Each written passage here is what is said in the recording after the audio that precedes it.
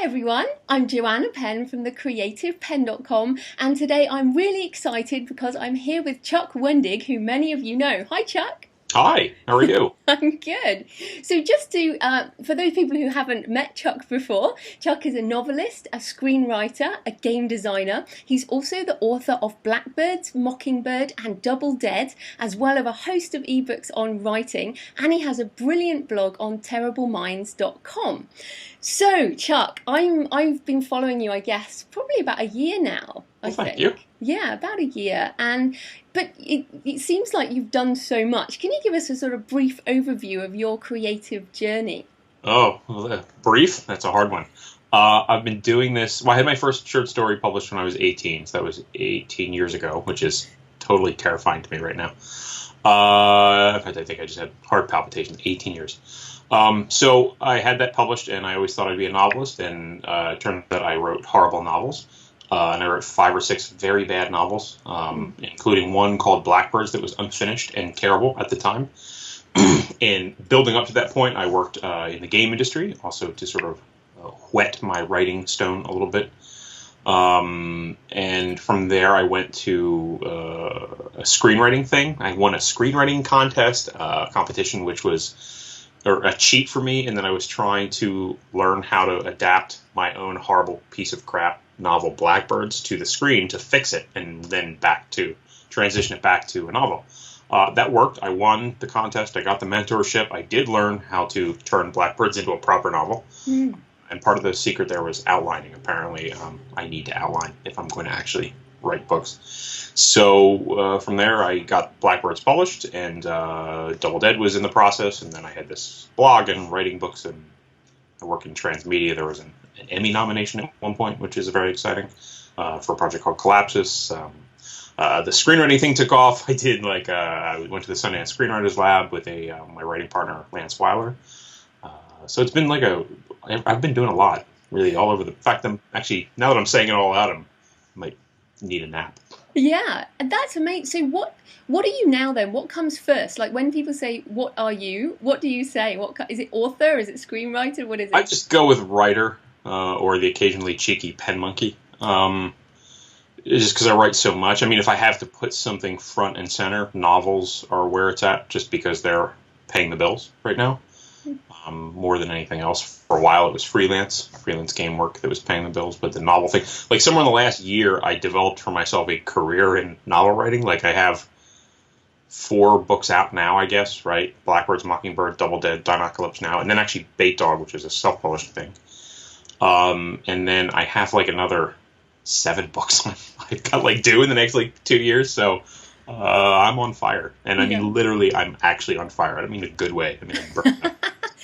No, I can see. I mean, I can see that you. And we're going to come back to your productivity in a minute. But first, I want to talk about Blackbirds and Mockingbird because I'm not a horror reader, but I downloaded a sample. I mean, I love your style of writing, and anyone should have a look at your blog at least. But when I read Blackbirds, I was captivated by Miriam Black. You write this awesome woman. She's nasty and kick-ass, and there's so much there. So first of all, where is this dark and twisty stuff come from? Do you think? Where do you get your sort of what draws you to this sort of horror stuff? I don't know, but I've always been that way. I've always been kind of a weird kid. When I was a kid, one of the first things I drew was this, and I don't know why. I don't even know, first of all, who let me watch Aliens, the movie Aliens, as a young child, but they did. And I was horrified, but at the same time completely compelled by the horror. And so one of the earliest, I actually wanted to be a cartoonist very early on. And one of the first comic book / cartoons I drew was this weird buddy up adventure with Pac-Man and the xenomorphs from Aliens. I don't know. It's the worst and stupidest mashup in the history of mashups, and yet. So it was it was kind of dark and strange. I don't mean really grim, but it was just odd. So I was always sort of attracted to that stuff, and I read a lot of horror as a kid. And I tend to lean toward darker stuff. I mean, I like lighter stuff too. I think there's value to that type of thing, but I mean, some of it just comes from the fact that in terms of narrative, conflict really comes best when it's maybe from a darker place. So. No, and I found I mean, particularly Mockingbird goes much darker, I think. In some ways, yeah, it really does. It's more Mockingbird is probably a little more horror than Blackbirds is. Blackbirds has a crimier element to it, but with the serial killer vibe, with Mockingbird, it definitely gets that Silence of the Lammy tweak to it. And it sometimes, like I was actually rereading Blackbirds as I was writing Mockingbird, and I was really disturbed by myself. I was like, "What is wrong with me? I should really probably see help, some serious help." Well, I do. We're going to come back. So many things I want to ask you, but I want to deal with that right now because my husband is one of my first readers, I guess, and he said he was reading one of my latest draft, and I've got some ritual sex murder in a ancient Egyptian tomb, and he's like, where did this come from? And I'm like, well, I don't really know, but is it all right? So can you kind of help us, those of us who are quite nice people like you and I, but have these dark things, is it okay? Are we psychologically okay? I think it has to be because, first of all, people read this stuff and other people write this stuff. And I think some of the in the author community, some of the nicest people have been the horror authors, which is either A, because they're like purging it. It's like an infection. They've purged all that stuff and now they're just all light and unicorns, or it's a ruse and they're planning on killing us and skinning us a lot. It's just a fake. They're like sociopaths. I'm hoping it's the former because I feel like I'm not a sociopath, but time will tell. Yeah, and is it that as writers we can address things that everybody's scared of, in that way? I think every novel and every story is at its core a horror story. Not in this squicky, gore-soaked, viscera-laden sense, but in the fact that we're all scared of something. I mean, one of those key things they tell you about characters is to figure out what they're afraid of, and then often make them confront their fears. And then by proxy, because the character, the protagonist, is something we are meant to associate with in a deeper way, and by proxy, we're really asking the audience to confront fears, which is ultimately the goal of horror, but then it becomes the goal of sort of all storytelling. So. No, absolutely. So Miriam Black, I find is incredibly memorable, and I know you have a post on creating memorable characters, but I wondered if you would just give us, sort of your 2 top tips for how do we make such a memorable and original character? Oh God, 2 top tips for memorable and original characters. One, I feel like they have to be, and this sounds stupid, but they have to be interesting. They have to be active and interesting. They have to do stuff. You often find a trend sometimes where characters are very passive. Some writers, and I did this very early on, try to capture like an everyman vibe because we're sort of told that the everyman vibe, everyone can relate to it. But ultimately, the everyman vibe just isn't that interesting. You can make it interesting, but you have to be very good to be able to turn that, kind of lead into gold. And you look at a character like House from the TV show House. He's an erasable, kind of horrible person, and yet there's something in there that sort of makes it, he makes him a compelling character. And then there's a tip, actually, I cite this tip. This is not my tip. This is a tip from a book called Save the Cat, which is very early on. You need to sort of learn, the character needs to have a save the cat moment, which we can get behind them. I don't necessarily think it needs to be a save the cat moment in that we're getting behind them as a good person. But I think we do need to see some their own ethos and wants and desires and fears sort of in action in a cool way that really sort of drives us to know their story. No, that's really good. And Miriam is really interesting. So for people who don't know, she touches people and she can see their death, right? Right. Yeah, she can see how they're going to die, both when and how, but not where. And that complicates her life a little bit, and it makes her sort of a really twisted, because it happens early on, happens as a teenager, that she develops this, and then she runs away, and she's on the road for a number of years before the book begins. And she believes she can't change it. That's sort of the crux of Blackbirds, is that she thinks fate has pretty much screwed her. It's screwed the pooch, totally. So she thinks she can't change it, so what that leads her to live a life of is like a vulture. She picks the bones of the dead, so to speak. Takes their wallets, keys, watches, calculator watches, shiny, awesome calculator watches.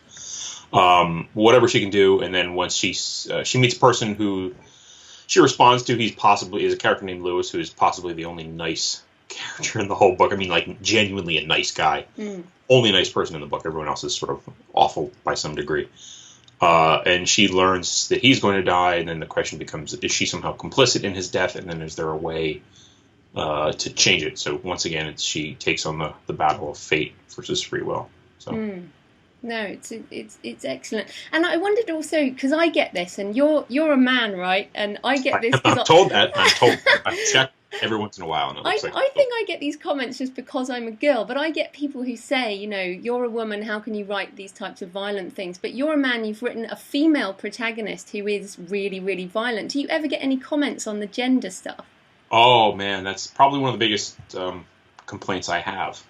Is anytime I see a bad review, I can usually be sure that the bad review is going to talk about one of two things. One, that I have a foul mouth, and the book is sodden with vulgarity. Like I reread it again. I'm like, my editor didn't take any of these out. Okay. So the second thing is about that I'm a man writing a female character, and that it feels like she's a dude. And I mean, I'll cop to that. There's a male component to her. She's a very tough, survivalist type of character. That being said, I don't think that she is an unreal female protagonist. I've known people like Miriam. I have met Miriam in some guise among multiple people. So she's a character I'm drawing from real humans, real female humans. So I don't think it's impossible that someone like that is a girl or a woman. But it was tricky, as far as criticism, to how do you respond to that? And then every once in a while you get the criticism, or I get the criticism, that men should not write women at all, which then ends a weird. It's an impossible criticism, because am I supposed to just write books about white middle class dudes? Because that's that's ridiculous. Over and over again. That's all I can do. Yeah, no, and I really like the fact that Miriam is a woman, because I'm totally with you, and I think women are, as dark and twisty, or possibly more dark and twisty than men. Sure. Yeah, right? Well, that's the hope, right? I mean, and, I don't want to ascribe to the theory that women are like one thing. Yeah, no, anybody's one thing. Romantic, and it's like, I don't know, Miriam is she's been on the road for like 6 years, and I just read one review that was like, how does she know how to fight? I'm like, first of all, do I need a whole book devoted to how she learned how to fight? Is that a thing? Second, well, she's been on the road for 6 years, and it's not like she's some kung fu master. She's a dirty, it's like first sand and eyes, stab you with a bottle type of fighter. It's not. There's no aplomb or finesse to what she. No, it's excellent. So I want to get deeper into the kind of the bravery side then, because I do find myself self-censoring things because of, like you, I have a bit of an internet presence now, and I'm out there and people know who I am. So I'm starting to write things under another name that people don't know, because good. Yeah, because I'm afraid. I'm actually afraid. So I wanted to bring that to you and say, for people who are afraid of sharing, like, honestly, what do you say to them? Sharing honestly in terms of really what's in your head. So not fiction, you're talking about real life stuff. No, I mean fiction, like writing fiction that's scary and wrong in some way, and that people will attack you for, Well, for me, I did it and I got published, so I can't say it's always a bad idea. I do have a series of young adult novels coming out with Amazon Children's Publishing, and there is the occasional discussion of whether or not I'll go with a pseudonym, and it'll be a known pseudonym, not like hide it. The people know what the books are, that I'm the guy behind them. But just to not confuse like teenagers who pick up the one book and then they're like, well, Blackbirds is probably also young adult. It's totally not young adult. Of course, on the other side, I read stuff like that when I was a teenager, and I turned out just fine. So I don't know, you do it, and then if it's too dark, someone will tell you that, right? There's beta readers, there's editors, there's agents. Someone's going to step in and say, well, maybe this is a little too edgy. And there was like one or two things in Blackbirds. They were very small things, but they were just a hair over the edge that we pulled back on. Obviously, the rest. Really, I'm amazed. Yeah, believe it or not. Yeah, no, that's. It was an ending to Mockingbird that I pulled back on. I won't share that because it's a grim secret, but it was a dark ending. It's a dark ending.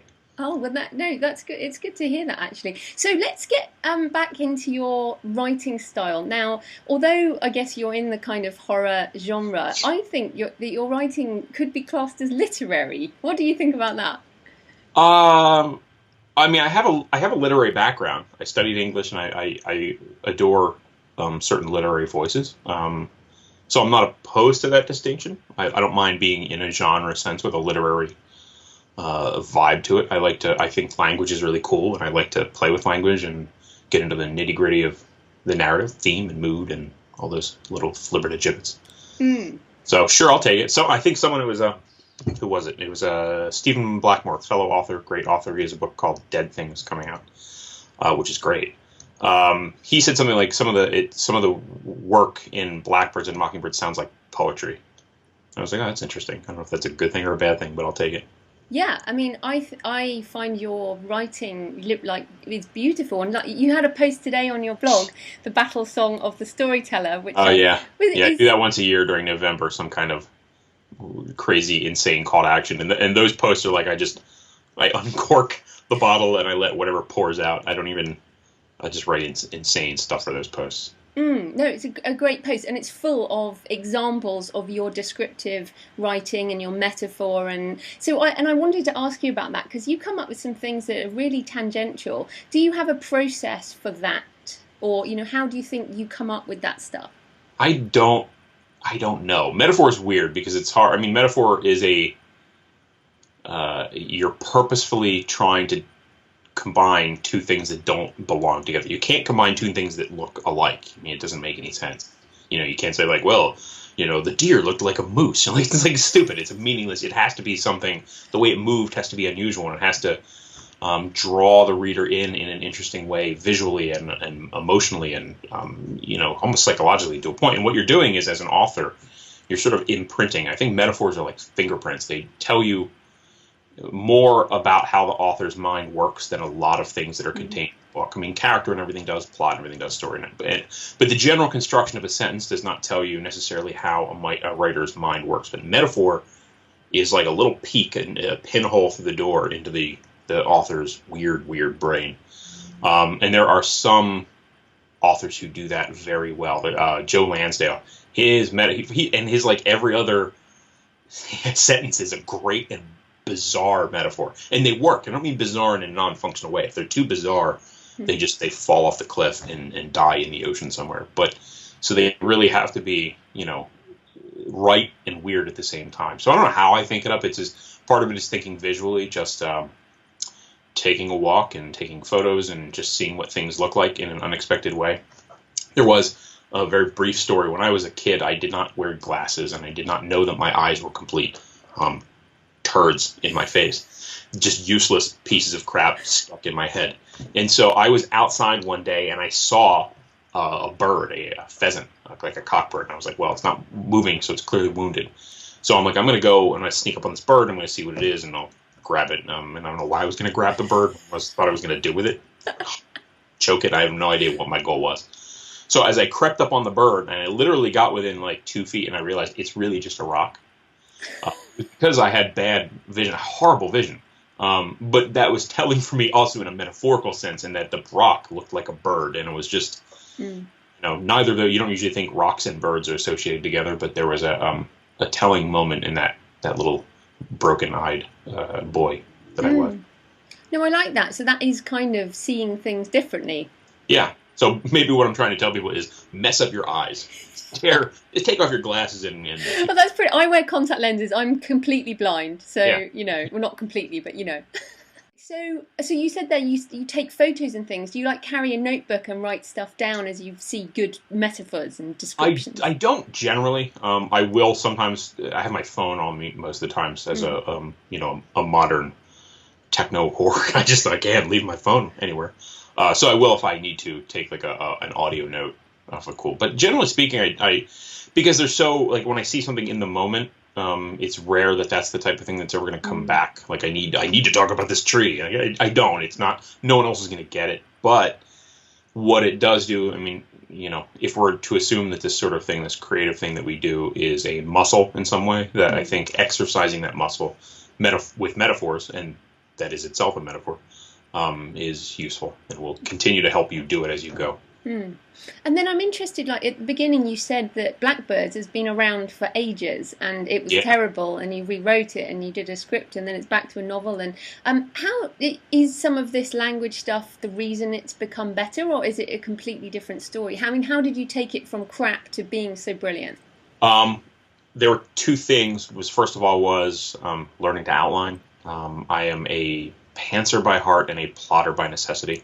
I would love to just be able to like, I'm just gonna write, and like, you know, that was always my dream, and I was always like, you can't oppress me with your outlines. And you know, when the mentor, the screenwriting mentor, Steven Susko, who wrote both Grudge films and Jack Ketchum's Red adaptation, he was like, well, you have to outline. I was like, yeah, no, I'm like, no, I don't do that. I'm sorry. Maybe you come from the screenwriting world, but I come from novel land where we all, you know, do our happy artistic muse dance. And I'm like, I'll do a ritual in the woods and it'll all just come to me. And he's like, no, you're going to outline. So I outlined grudgingly and painfully and like with like, you know, gnawing my nails to the quick.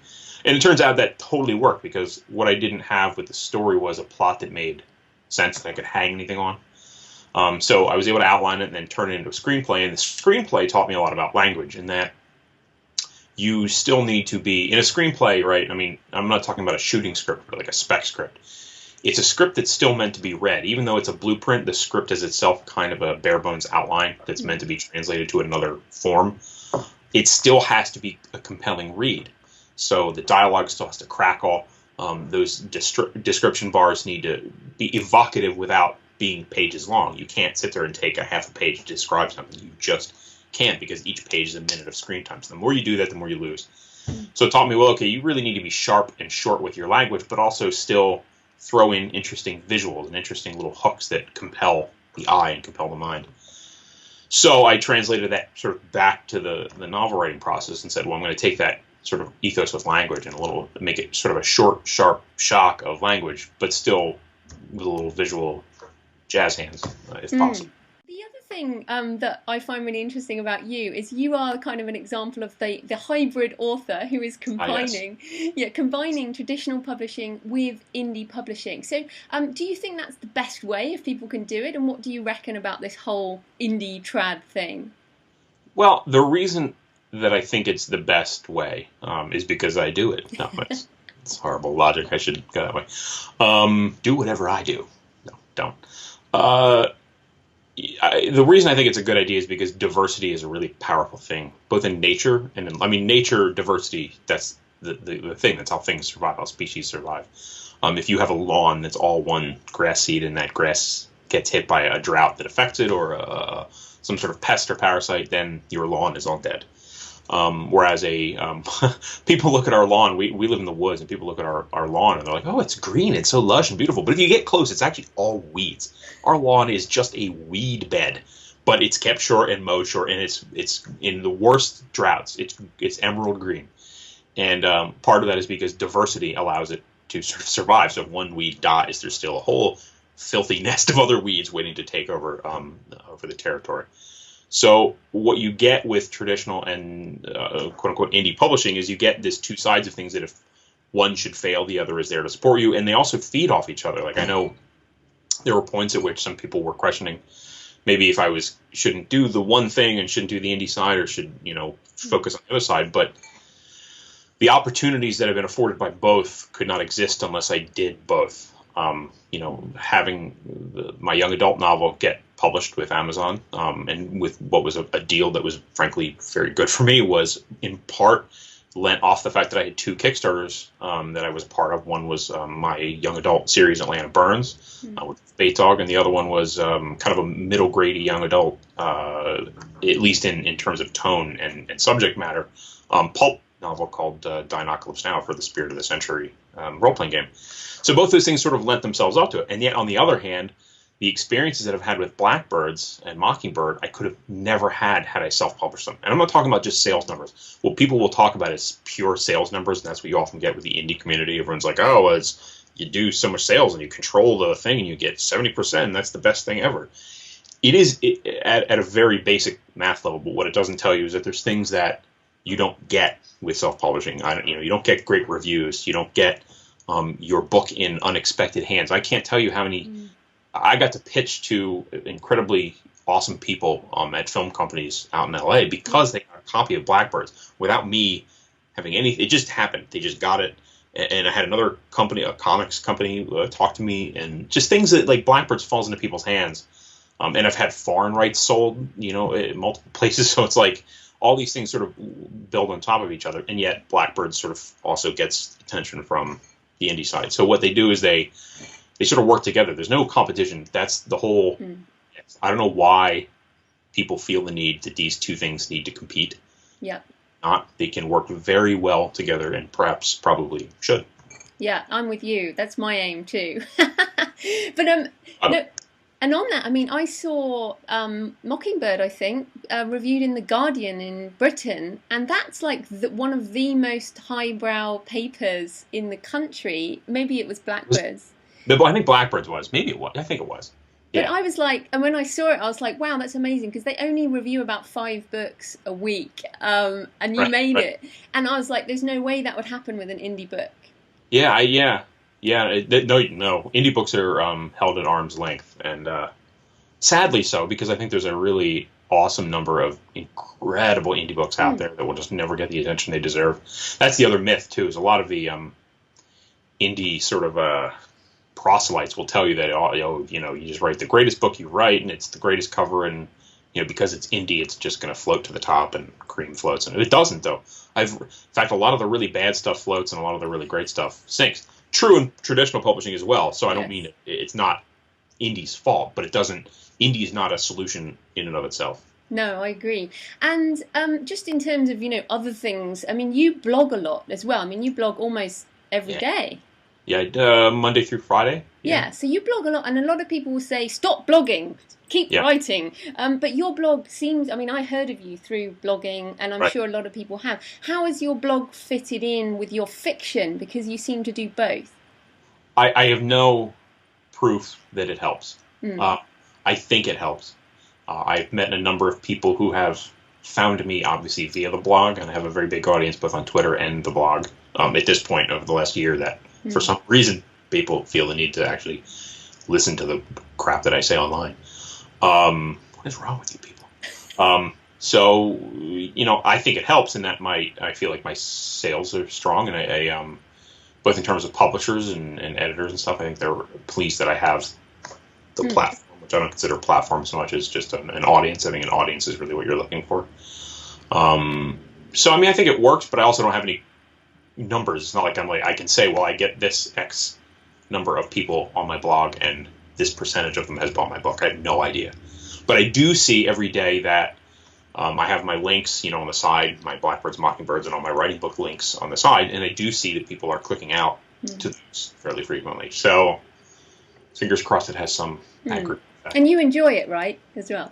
The blogging, on and off. Every once in a while, it's a little frustrating, not because of anything anyone does, just because it is time-consuming, and I have to take time, like on the weekends, to do it, because my writing schedule through the week doesn't really afford that.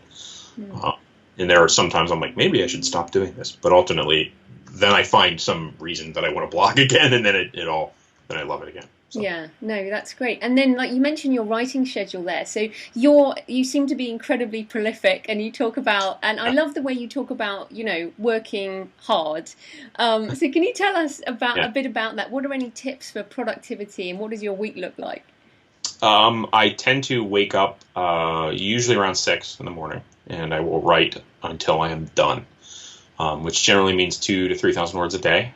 Every once in a while, I'll do significantly more than that, but that's not by, I don't force myself to do that. There's no gun to my head, which would be really weird if I held a gun to my own head. But, so I write that, I hit that mark, and then I cool down, and whatever happens in the middle of the day, lunch, and, whatever, pornography, I don't know, whatever happens in the middle of your day. And then from there, I tend to do editing in the afternoon or other administrative stuff like answer whatever emails have piled up over my head, which are usually in the hundreds and often not useful. Email feels like drowning. I'm just telling you that right now. There needs to be a more efficient email. And I don't mean like email needs to go away, and there needs to be something more effective in its place. Like Google, Twitter. Kind of tried that. What's that? Like Twitter. Like Twitter. If we could all just tweet at each other, that would be so much more effective. Force me to conform to 140 characters. That'd be great. Yeah, so you basically do write every day on fiction. Yeah, especially because right now that's what I have to do. And I say that in a good way, like it's a great thing I have to do that. But I literally have 7 novels I'm on track. I have to write. People are making me write these, which is great. Because it means I'm going to be fed for the next, and my family will be clothed, and we'll have mortgage payments paid, roof over our head for the next 2 years. So that's brilliant. And I just have one more question, and I don't know whether you can answer it, but you've mentioned several times that about a year ago something happened, and things took off. Your blog took off. The books took off. Do you know what happened? Was it critical mass? What do you think was the sort of crux of things? I feel like it was critical mass. I had just a bunch of stuff happen, Double Dead and Blackbirds, and I had already come off the Sunday Screenwriting Lab, and it was just like the blog was starting to really do very well in terms of people reading it and communicating it to each other, and then Twitter. Twitter is a big thing that happened. I think some authors underestimate Twitter, some don't. Obviously, many don't. But Twitter is phenomenal. I'm talking to people I should never be allowed to talk to, but on Twitter I can. I mean, the fact that I was able to interview Margaret Atwood at Terrible Minds is absurd. Awesome. Right. And I even told her, I'm like, this can only hurt you and help me. It will not increase your profile in any way, shape, or form. You're already good to go. You do not need to do this. And she was still very kind enough to do it. And she retweets the blog every once in a while, and I meet these great authors, and they're just funny, phenomenal people.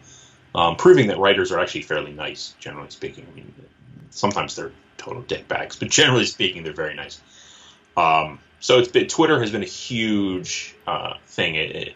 I always say it's like, sometimes writing is like feeling you're in the middle of a lake, and your audience is on the shore, and you're just trying to reach them with ripples. So it's like, Twitter is a great way to sort of throw as many pebbles as you can, and you really never know. It doesn't even take a big audience on Twitter to reach a big audience, because there's always someone out there that has that. So Twitter is definitely a very big thing. Not Facebook, not Google Plus, which I think now is like a boneyard. I think Google Plus is a boneyard. I think they're burying digital corpses in Google, sadly. Yeah, but and we should remind everyone though that at the beginning you said it's been 18 years. So even though this 1 year. Oh yeah, no, this is not a fast process. No, I mean this is like a one foot in front of the other, very long process. I don't think it will always take everyone 18 years. I mean, every writer is a totally different animal. Getting into the heart of the publishing mountain is every writer digs his own tunnel and detonates it behind him. I can't tell you how many different stories you hear as to how people do that. Mm-hmm. My experiences getting an agent, my experiences getting published are going to be wildly different from how everyone else does it and did it. So, that's where writing advice and talking about the blog and all that stuff is useful, in the sense that it's interesting and you may find things that are valuable to you. And certainly any pieces of information you glean from these places you should use and feel great about. But ultimately, none of it is gospel, and there's nothing that you should read that says like, oh my God, this is my new Bible, I'm going to follow it pound for pound, line for line, because it probably won't work. Mm-hmm. Got to find a way. No, fantastic. Right. So where can people find you and your books online? Oh, heavens. The best place to start is either my website, which is www.terribleminds.com. Is it my mind? Then on Twitter, which is first name, last name, Chuck Wendig, Chuck, Wendig. Not Wending, because people misspell it that way, or Wingding. I'm not Wingding. I can be Wendigo if you feel like I should be a Native American spirit who will eat your frozen heart. My books are available, obviously, Amazon and Barnes & Noble, and hopefully your favorite indie bookseller and library, and Walmart and Target and Airport. And they're not available at those places. I wish they were. Brilliant. Well, thanks ever so much for your time, Chuck. That was great. Thanks very much for having me.